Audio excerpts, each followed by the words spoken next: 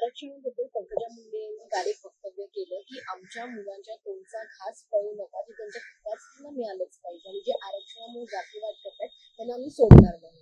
माझी पंकजाताईंना विनम्र विनंती आहे की पंकजाताईंना जे काही भाषण केलं ते त्यांनी कॅबिनेटमध्ये बोललं पाहिजे, कारण का हे सगळे लोक सरकारमध्ये आहेत. त्यामुळे भाषणं त्यांनी जरूर करावी, तो त्यांचा अधिकार आहे. जो डॉक्टर बाबासाहेब आंबेडकरांनी आपल्याला मोकळं बोलायचा प्रत्येकाला अधिकार दिलाय. त्याच्यामुळे पंकजाताई काय बोलतात हा त्यांचा संविधानात त्यांना अधिकार आहेच. पण हे अधिकार जेव्हा सत्तेमधले लोक बोलतात तेव्हा एकाच गोष्टीची काळजी वाटते की मग कॅबिनेटमध्ये काय होतं. हे सगळे मुद्दे जर त्यांनी कॅबिनेटमध्ये मांडले असतील तर म्हणजे ते मांडले पाहिजेत ना, कारण की शेवटी त्या ज्या पक्षातून येतात त्याच विचाराचा मुख्यमंत्री आहे. ह्याचं उत्तर मला विचारायच्या ऐवजी पंकजाताईंचं स्टेटमेंटचं उत्तर तुम्ही या राज्याच्या माननीय आदरणीय मुख्यमंत्र्यांना विचारलं पाहिजे की त्यांचं काय मत आहे. आम्ही तर विरोधात आहोत आणि धनगर, मराठा, लिंगायत, मुस्लिम आणि ज्या ज्या समाजांना मागणी आरक्षणाची आहे त्यांच्या मागे ताकदीने आम्ही उभेच आहोत. मी स्वतःच संसदेत अनेक वेळा म्हणजे सगळ्यात जास्त धनगर, मराठा, लिंगायत, मुस्लिम आणि अनेक समाज महाराष्ट्रातले जे आहेत, देशातले ज्यांनी आरक्षण मागितलेलं आहे त्यांच्यासाठी ऑन रेकॉर्ड पार्लमेंटमध्ये सगळ्यात जास्ती आरक्षणावर मी बोललेले आणि मीच मागणी केलेली आहे.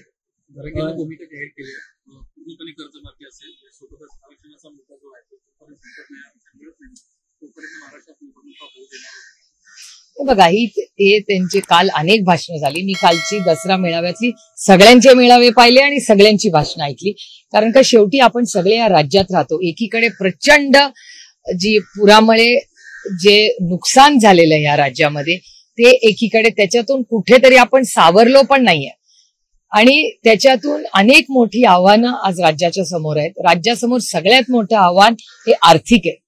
केंद्र सरकारची आर्थिक परिस्थिती तुम्ही बघताच आहे, वर्तमानपत्र ते मांडतंय आणि चॅनल्सवरही दिसतंय आणि आरबीआयचा रिपोर्ट असेल किंवा केंद्र सरकारच्या ज्या गोष्टी आहेत त्याच्यातून पारदर्शकपणे नंबर्स सांगतायत आपल्याला.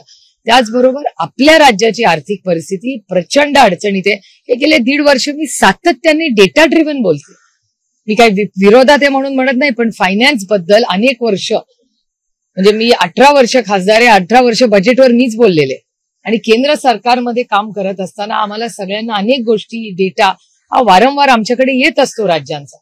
त्यामुळे महाराष्ट्राची आर्थिक परिस्थिती ही विरोधक म्हणून पुन्हा म्हणत नाहीये, पण गेले 1.5-2 वर्ष प्रचंड अडचणीत आहे. हे वास्तव राज्यासमोर आहे. त्याच्यामुळे हे सगळं करत असताना महाराष्ट्राच्या माननीय मुख्यमंत्र्यांनी महाराष्ट्रात पहिलं तर शांतता राहिली पाहिजे, ही जबाबदारी त्यांनी घेतली पाहिजे, कारण का त्यांच्याच पक्षाचे लोक उलट सुलट काहीतरी स्टेटमेंट करत बसतात आणि त्याच्यामुळे राज्यामध्ये कुठे दंगल होते, कुठे दगडफेक होते. हे महाराष्ट्राच्या हिताचं नाही. हाही पहिला मुद्दा. म्हणजे एकीकडे दंगल कुठेही होता कामा नये, अस्वस्थता कुठल्याही समाजात येता नये, कुठल्याही समाजांमध्ये कटुता येता कामा नये आणि आता ही जी प्रचंड पुराची परिस्थिती झाली आहे ती परिस्थिती.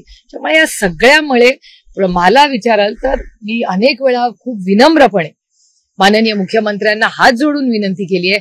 माझी खरंच माननीय देवेंद्रजींना हात जोडून विनंती आहे की कधीतरी आपण सगळे राजकारण बाजूला ठेवूया आणि महाराष्ट्राच्या हितासाठी एक ऑल पार्टी मीटिंग बोलवा, एक चांगल्या पॉलिसीसाठी एकत्र निर्णय घेऊया आणि महाराष्ट्राचं हित, महाराष्ट्र जर राहिला चांगला तरच पुढे सगळ्यांना काय आहे ना आधार. नाहीतर जर आपलं राज्यात असं अडचणीत गेलं तर कसं पुढे काय होईल राज्याचं ना. आय थिंक मला असं वाटतं की त्यांना तर 200 आमदार, एवढे खासदार, तिथे केंद्रात 300 खासदार, 250 खासदार, इथे 250 आमदार, एवढी मोठी सत्ता असताना एक कॉन्फिडन्स देण्याची गरज आहे या राज्याला आणि म्हणून त्यांनी एक ऑल पार्टी मीटिंग बोलवावी. हे तर मी किती महिने सांगते. आपण जर धाराशिव आणि मराठवाड्यामध्ये शेतकऱ्यांना आता बँकेकडून नोटीस दिली जाते, पंचनामा होत नाही, शेतकरी अडचणीमध्ये दिवाळी देखील जवळ नाही. महाराष्ट्राच्या माननीय मुख्यमंत्र्यांचं स्टेटमेंट मी तुमच्याच चॅनलवर पाहिलं होतं.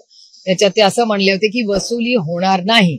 पण जर माननीय मुख्यमंत्री म्हणतायत की वसुली होणार नाही आणि वसुली होत असेल तर हे किती चिंताजनक आहे मला सांगा.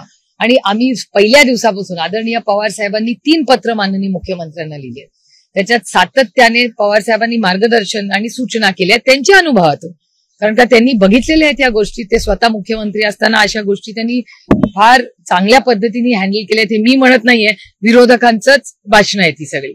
आणि त्याच्याचमुळे माननीय अटलजी जेव्हा प्रधानमंत्री होती, नॅशनल डिझास्टरचं मॅनेजमेंट जेव्हा सुरुवात झाली या देशात, त्याचे अध्यक्ष अटलजींचाही मनाचा मोठेपणा होता की आदरणीय पवारसाहेब विरोधात असताना पण तरी त्यांना त्याचं अध्यक्ष केलं होतं. पण ही पार्श्वभूमी असताना आमची भूमिकाच आहे की ही वेळ राजकारण करायची नाही. ही एक राज्य म्हणून आपण एकत्र उभं राहू शकतो आणि राहणार आहोत. महाराष्ट्राच्या हितासाठी आपण एकत्र काम केलं पाहिजे. हे वारंवार आदरणीय पवारसाहेब त्यांच्या ट्विटच्या माध्यमातूनही जे माननीय मुख्यमंत्र्यांना सुचवतात. आणि सरसकट पंचनामे करायला काय अवघड आहे मला सांगा. ड्रोनवरनं सरकारला जेव्हा जमीन घ्यायची असते आणि विरोध असतो तेव्हा ड्रोननी मोजणी होते यांचे 80 कोटी 1000 कोटी रस्त्यासाठी. पण जर अडचणीत आलेला शेतकरी आहे, त्याचं जेमतेम 1 एकर पण जमीन नसते, त्याला यांना ड्रोन नाही सापडत. 80,000 कोटी रुपयाचा रस्ता जो कोणी मागत नाहीये त्याला यांच्याकडे 80,000 कोटी रुपये आहेत. काय त्या रस्त्याचं नाव खरं, शक्तीपीठचा रस्ता. एवढा विरोध आहे त्या रस्त्याला, त्याचं माडून धुपटून हे करणार रस्ता. पण सरसकट कर्जमाफी माझ्या काळ्या मातीशी इमान राखणाऱ्या तुमच्या आणि माझ्या अन्नधान्याचा प्रश्न सोडवणाऱ्या शेतकरीसाठी काहीही या सरकारकडून होत नाही हे दिसतंय आपल्याला.